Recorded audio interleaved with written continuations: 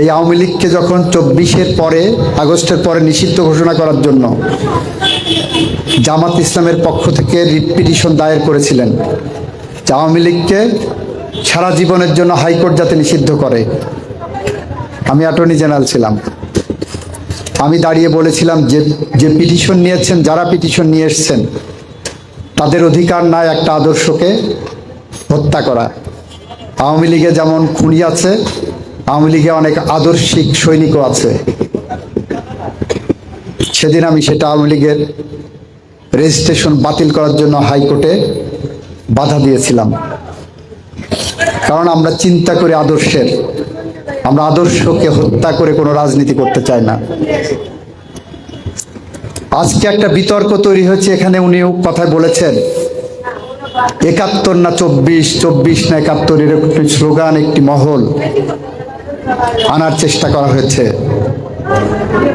আমরা এই ভূখণ্ডের রাজনৈতিক ইতিহাসের দিকে তাকালে আমরা যেমন 52-র ভাষা আন্দোলনকে ছোট করে দেখতে পারি না, আমাদের কাছে 71 আমাদের গর্বের ধন। 71-এ যারা মুক্তিযুদ্ধ করেছেন, যারা আমার ভূখণ্ড দিয়েছেন, যারা স্বাধীনতা দিয়েছেন, পতাকা দিয়েছেন, তাদেরকে খাটো করে যারা দেখবে, আমরা তাদের সাথে নাই।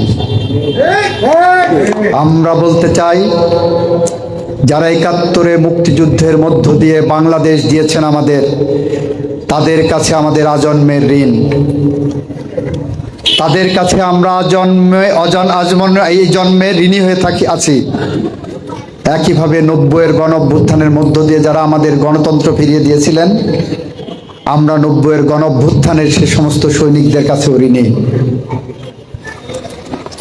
52, 71, 90 বাদ দিয়ে যেমন আমরা এদেশের রাজনৈতিক ইতিহাস চিন্তা করতে পারি না, ঠিক একইভাবে 24-এর এই বিজয় আনতে যে আজকের বাংলাদেশের গণতন্ত্রের যে মহাসড়কে উঠেছে,